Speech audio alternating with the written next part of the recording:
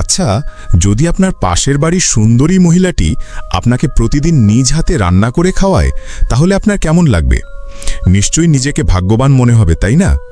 কিন্তু যদি সেই খাবারের প্রতিটি গ্রাস আপনাকে ধীরে ধীরে মৃত্যুর দিকে ঠেলে দেয়, যদি সেই সুন্দর মুখের আড়ালে লুকিয়ে থাকে এক ভয়ঙ্কর রহস্য। বন্ধুরা, আজ আমরা এমন এক বিবাহিত পুরুষের গল্প দেখব, যার জীবনের একটি সাধারণ ঘটনা, বাড়ির ছাদ থেকে জল পড়া, তাকে এমন এক মায়াবী ফাঁদে ফেলে দেয় যেখান থেকে ফেরা প্রায় অসম্ভব ছিল।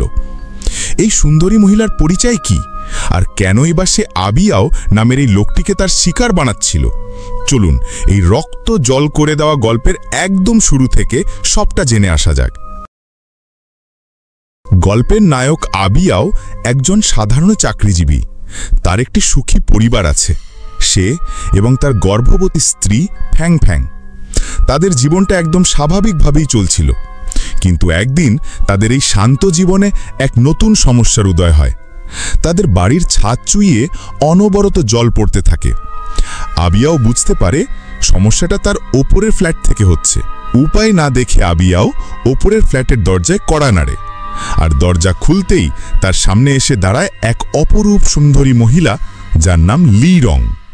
লি রং খুবই বিনয়ের সাথে আবিয়াওয়ের কাছে ক্ষমা চায় এবং তাকে ভেতরে এসে সমস্যাটা ঠিক করে দেওয়ার জন্য অনুরোধ করে। আবিয়াও তার এসি ইউনিটটি ঠিক করে দেয়। কাজ শেষ হলে লি রং তাকে ধন্যবাদ জানায় এবং কৃতজ্ঞতা হিসেবে নিজের হাতে বানানো স্যুপ খাওয়ার জন্য অনুরোধ করে। স্যুপের প্রথম চামচ মুখে দিতেই আবিয়াওয়ের যেন ঘোর লেগে গেল। এত সুস্বাদু স্যুপ সে জীবনেও খায়নি। লি রঙের হাতের জাদুতে সে এতটাই মুগ্ধ হয় যে সে এক বাটি শেষ করে আরেক বাটি চেয়ে নেয়। কিন্তু খাওয়ার সময় আবিয়াও একটি অদ্ভুত জিনিস লক্ষ্য করে। লি রং এক হাতে ভিডিও রেকর্ড করছিল। আবিয়াও কিছুটা অবাক হয়ে জিজ্ঞেস করে, আপনি ভিডিও কেন করছেন? আবিয়াওয়ের মোবাইলে লি রঙের কাছ থেকে একটি মেসেজ আসে, যেখানে লেখা ছিল, একবার ওপরে আসবে? আবিয়াও ঘরে ঢুকতেই দেখে লি রং তার জাদুকরি হাতে বানিয়ে রেখেছে মাছের মাথার এক বিশেষ শটপট, যার গন্ধ আবিয়াওকে ঘরের ভেতর টেনে নিয়ে যাচ্ছিল। লি রং তাকে উষ্ণ অভ্যর্থনা জানায় এবং নিজ হাতে এক টুকরো মাছের মাথা তার প্লেটে তুলে দিয়ে বলে, জানো, কিছু মাছের মাথাটা তার শরীরের চেয়েও বেশি সুস্বাদু হয়। আর মানুষের ক্ষেত্রে কি হয় জানো? এই রহস্যময় কথা শুনে আবিয়াও কিছুটা দ্বিধায় পড়ে যায়, আর ঠিক তখনই তার হাত থেকে এক টুকরো মাছ মাটিতে পড়ে যায়। কিন্তু মাটিতে পড়ার সাথে সাথেই সেই সুস্বাদু মাছের টুকরোটা কুচকুচে কালো হয়ে এক বিভৎস দুর্গন্ধে ভরে যায়। এই দৃশ্য দেখে আবিয়ার মনে প্রথমবারের মতো একটা খটকা লাগে, কিন্তু লি রঙের মায়াবী চেহারার সামনে তার সেই সন্দেহ কর্পূরের মতো উবে যায়। সেই রাতে আবিয়াও আর বাড়ি ফেরে না। পরদিন সকালে লি রং আবারও আবিয়াওয়ের জন্য নাস্তা তৈরি করে, কিন্তু এবারের খাবারটি ছিল আরও অদ্ভুত এবং ভয়ঙ্কর। লি রং আবিয়াওকে পাফার ফিশের শুক্রাশয় খেতে দেয়, যা মুখে দিলেই গলে যায় এবং হাজার টাকাতেও পাওয়া কঠিন এক খাবার। আবিয়াও মন্ত্রমুগ্ধের মতো সেই খাবার খেতে থাকে। লি রং নিজে খেতে শুরু করে মাছের ডিম, আর বলে যে অন্যের পেটের ভিতর বেড়ে ওঠা ছোট ছোট প্রাণ চিবিয়ে খেতে তার নাকি খুব ভালো লাগে। লি রঙের এই অদ্ভুত আচরণ এবং কথাবার্তা আবিয়াওয়ের মনে সন্দেহ জাগালেও একজন সুন্দরীর মায়ায় পুরুষরা সহজেই নিজেদের বিচার বুদ্ধি হারিয়ে ফেলে, আর আবিয়াওয়ের ক্ষেত্রেও ঠিক তাই ঘটছিল। কিন্তু তখনই ঘটে সেই ভয়ঙ্কর ঘটনা, যা আবিয়াওয়ের পায়ের তলা মাটি কাঁপিয়ে দেয়। খাওয়ার সময় হঠাৎ আবিয়াওয়ের হাত থেকে চপস্টিকটা টেবিলের নিচে পড়ে যায়। আবিয়াও আতঙ্কে জমে গেলেও লি রং যেন কিছুই হয়নি এমন ভাব করে জিজ্ঞেস করে, কি হয়েছে, কিছু দেখেছো নাকি? আবিয়াও কাঁপা কাঁপা গলায় উত্তর দেয়, না কিছু না, শায়দ চোখে ভুল দেখেছি। লি রং তখন ধীরে ধীরে টেবিলের নিচে ঝুঁকে আবিয়াওকে চুম্বন করতে চায়। তার এই আকস্মিক আদরে আবিয়াওয়ের মনের সব সন্দেহ মুহূর্তের মধ্যে দূর হয়ে যায়। সে ভাবে হয়তো সত্যি সে চোখে ভুল দেখেছে, কিন্তু আবিয়াও বুঝতে পারেনি যে এটাই ছিল লি রঙের আসল চাল। এরপর থেকে আবিয়াও পুরোপুরি লি রঙের নেশায় আসক্ত হয়ে পড়ে। প্রতিদিন সে উপরে যেতে থাকে আর লি রঙের তৈরি করা অদ্ভুত সব খাবার গিলতে থাকে। গরুর পুরুষাঙ্গের স্যুপ থেকে শুরু করে আরও কত কি। এই সম্পর্কের ফলে আবিয়াও খুব দ্রুত শারীরিকভাবে দুর্বল এবং ফ্যাকাশে দাঁড়িয়ে যেতে থাকে। বাড়ির সাধারণ খাবার শাকসবজি তার কাছে বিষের মতো মনে হতে থাকে। তার গর্ভবতী স্ত্রী ফাংফাংয়ের দিকেও তার আর কোনো খেয়াল থাকে না।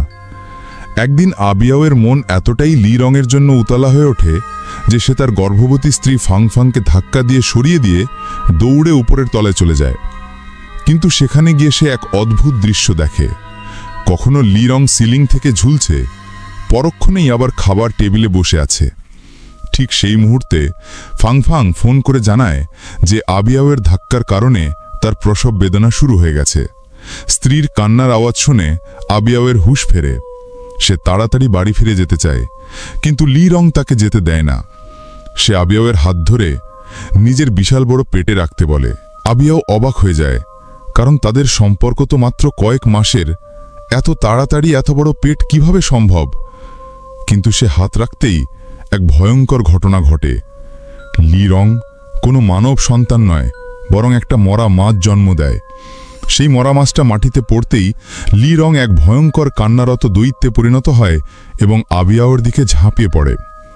এই বিপজ্জনক মুহূর্তে আবিয়াও কোনো মতে দরজা খুলে বাইরে পালিয়ে আসে, কিন্তু লি রং রাক্ষসীর মতো তার পিছু ছাড়ে না। আবিয়াও প্রায় নিজের বাড়ির দরজার কাছে পৌঁছে গিয়েছিল, কিন্তু পরের মুহূর্তে এক অদৃশ্য শক্তি তাকে ধাক্কা দেয় এবং একটি লোহার রড তার শরীর এফোর ওফোর করে দেয়। আবিয়াও যন্ত্রণায় কাতরাতে কাতরাতে পিছনে ফিরে তাকায়, কিন্তু সিঁড়িতে কাউকেই দেখতে পায় না। যন্ত্রণাটা ছিল বাস্তব, কিন্তু আঘাতের উৎস ছিল অদৃশ্য। সে কোনো মতে শরীর থেকে রডটা টেনে বের করে পালানোর চেষ্টা করে, কিন্তু তখনই লি রং আবার তার পিছু ধাওয়া করে। ঠিক সেই মুহূর্তে আবিয়াওয়ের চোখে পড়ে একটি অদ্ভুত সুন্দর ফুল, যা ফুটে আবার মুহূর্তেই ঝরে যায়, ঠিক যেন তার আর লি রঙের ক্ষণস্থায়ী কিন্তু আকর্ষণীয় সম্পর্কের মতো। আবিয়াও কি এই মায়াবী রাক্ষসীর হাত থেকে বাঁচতে পেরেছিল? আর লি রঙের আসল পরিচয়টাই বা কি? সেই গল্পে আমরা ফিরব, কিন্তু তার আগে চলুন এই সিনেমার দ্বিতীয় গল্পটি দেখে নেওয়া যাক, যা আপনাকে বন্ধুত্বের এক অন্ধকার দিকের সাথে পরিচয় করাবে।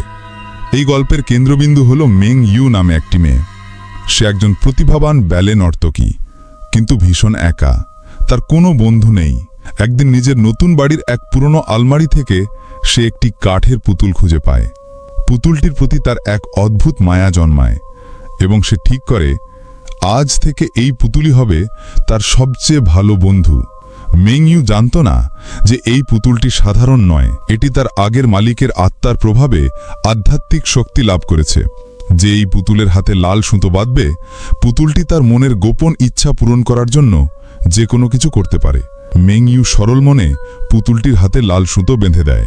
খুব শীঘ্রই ব্যালে স্কুলের সেরা নর্তকী আংকির সাথে মেং ইউ এর বন্ধুত্ব হয়। কিন্তু যখনই সে দেখে যে আংকি তার চেয়ে বেশি মনোযোগ পাচ্ছে, তার মনে ঈর্ষার জন্ম হয়। রাগের মাথায় সে একদিন দুজনের একসাথে তোলা ছবির উপর সূচ দিয়ে আংকির হাতটা নষ্ট করে দেয়।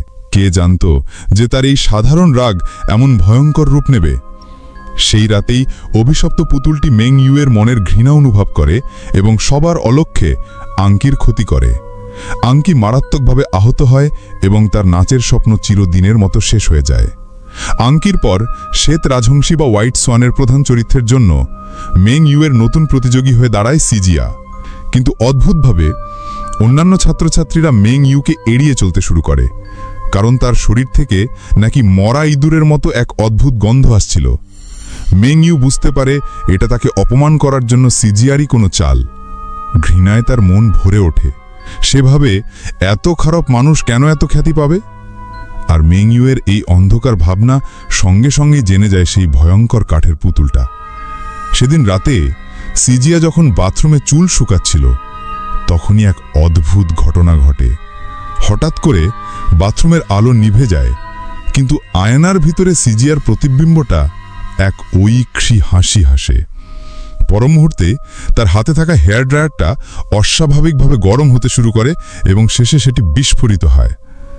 একজন ব্যালে নর্তকীর সবচেয়ে গর্বের জিনিস হলো তার পা, আর সেই দুর্ঘটনাতেই সিজিয়ার গোড়ালি এমনভাবে ভেঙে যায় যে তার পক্ষে এ জীবনে আর নাচা সম্ভব ছিল না।